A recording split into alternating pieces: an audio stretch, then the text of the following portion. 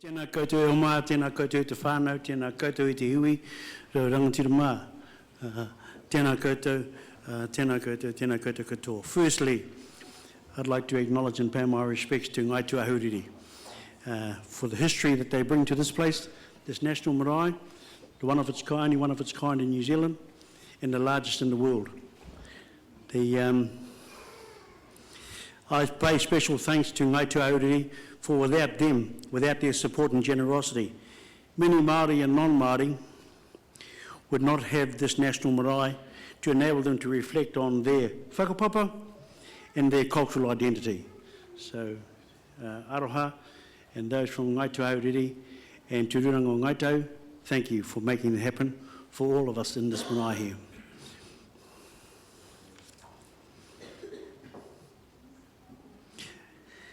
I am so proud to welcome you all here today to this National Marae Ngāhau Whā. In 1982,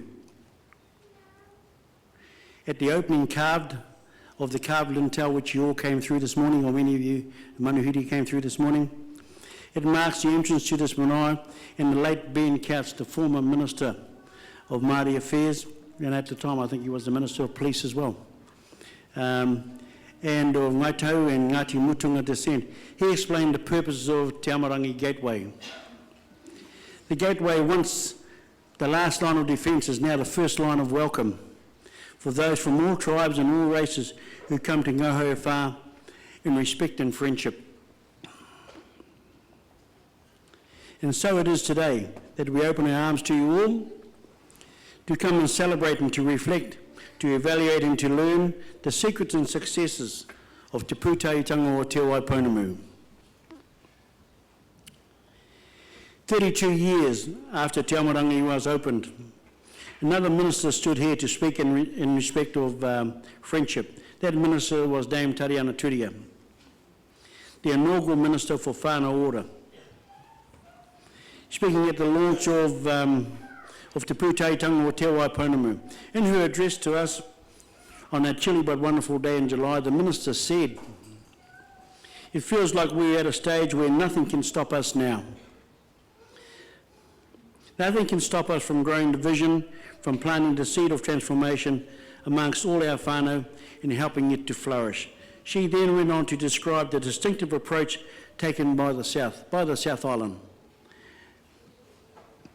Your decision to create a historical partnership between the nine iwi of Te Waipounamu, it lifts the heart.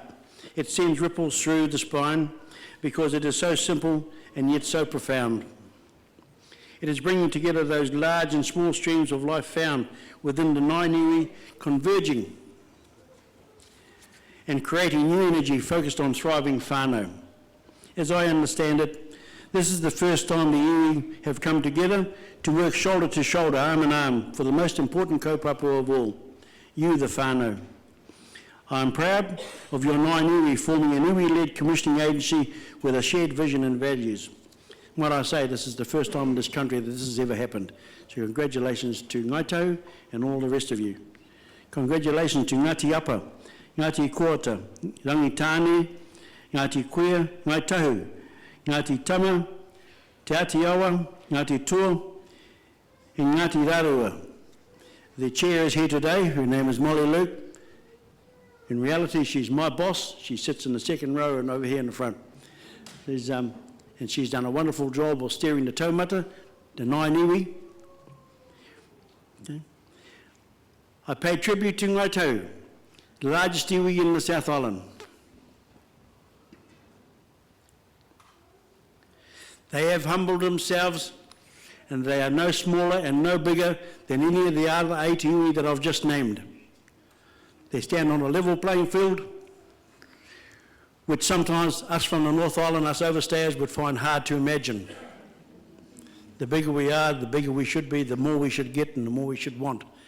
That has not been the policy or process from Ngaitau. Okay? They have displayed integrity and humbleness. I want to take us back to those days before us, and in so many ways what we celebrate today is because of the vision that those before us had. When we launched in 2014, we had 4 principal ideas to invest in innovation, to be kāinga focused, to draw on local solutions, to invest in kōtaitanga integrated solutions and collaborative delivery. To place priority on kōkiritanga partnerships. This symposium, Wahea, Haia and Rotua, is the opportunity for all of us to evaluate how well we have achieved these ideals. Our approach is guided by 7 Po, the outcomes which focus our thinking about what is it that whānau want to achieve for their futures, their mokapunas, their pathways in life. In commissioning whānau ora, we do not provide a particular service or a program. We are stewards of an approach.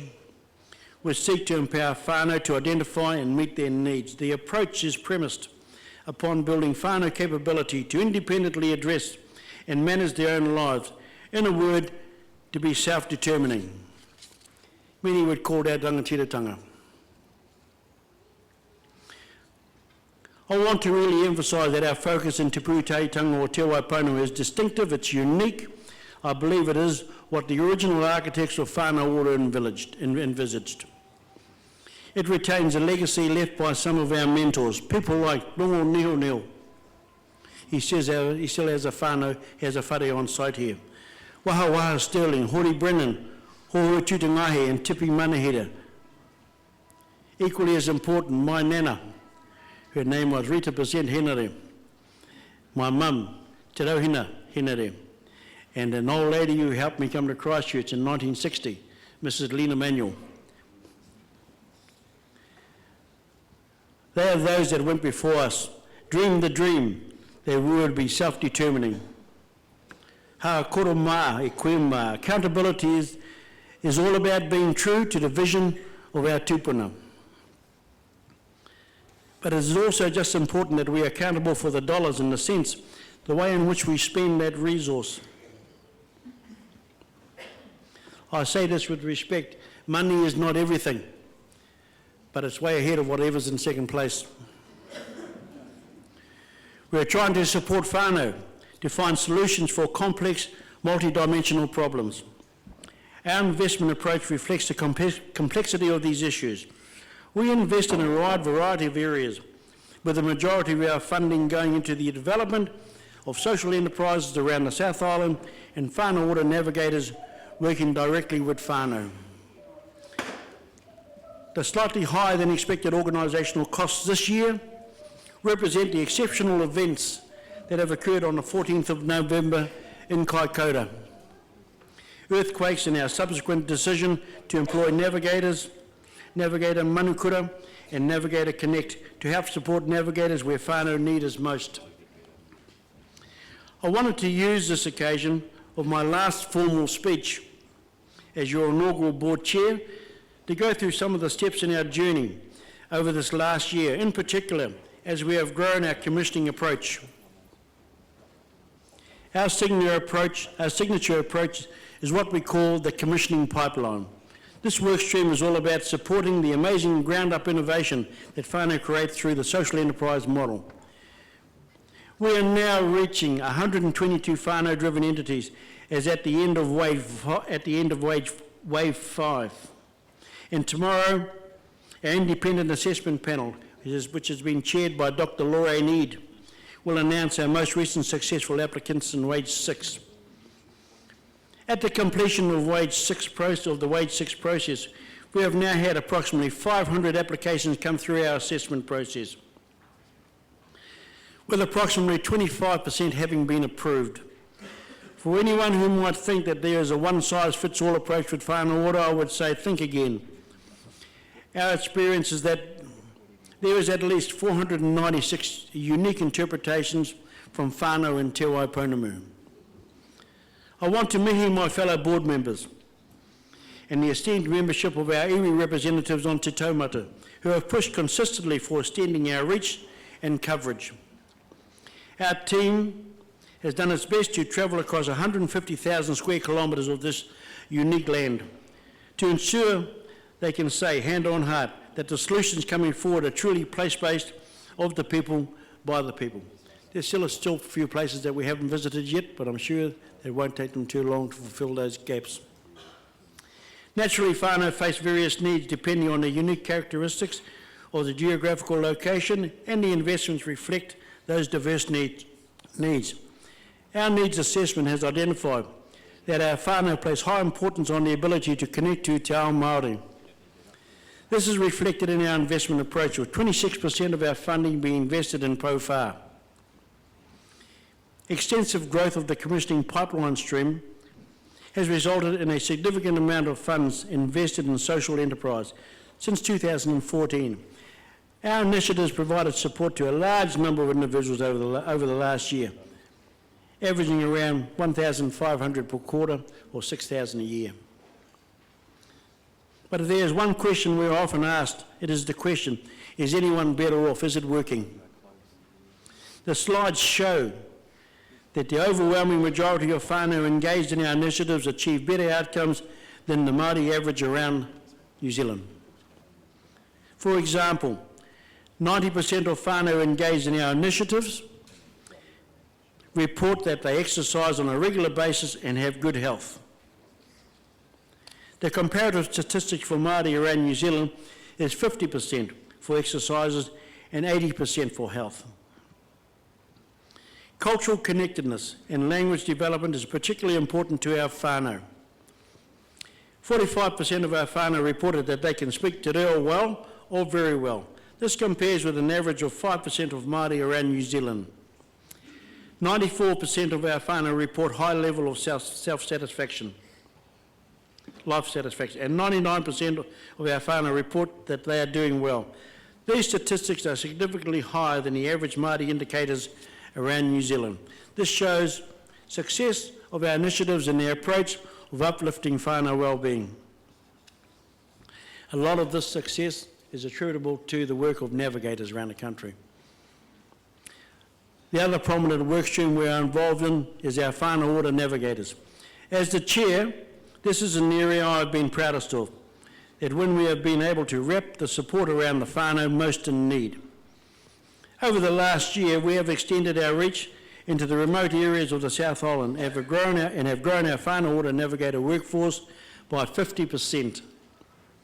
These investment decisions were made on the basis of acute need some of our whānau face in their everyday life, and I would stand by those decisions today.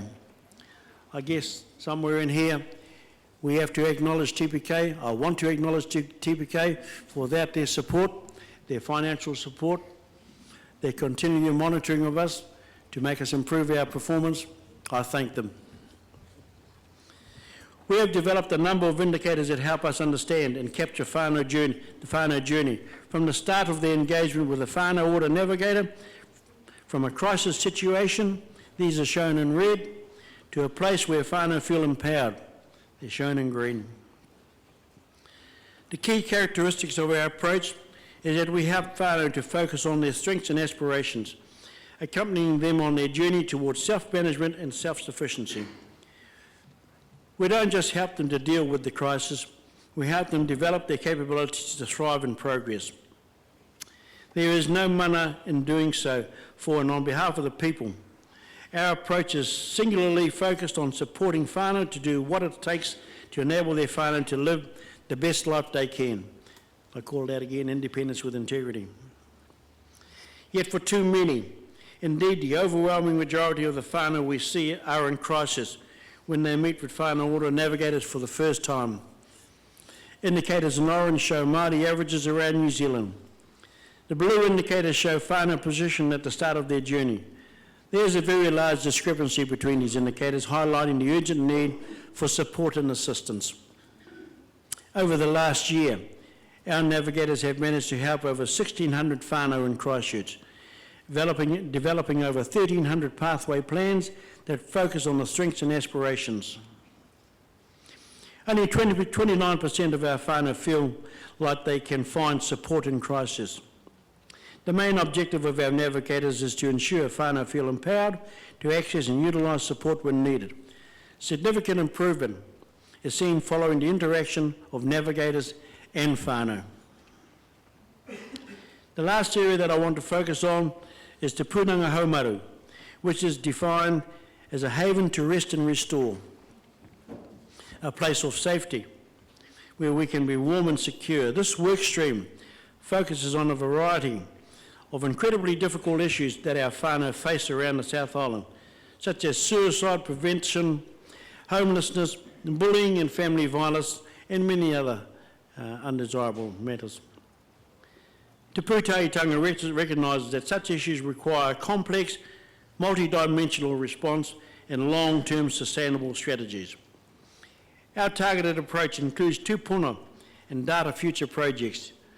Tūpuna shot away and is complemented by a government issue called ISR, Integrated Safety to Response Against Violence.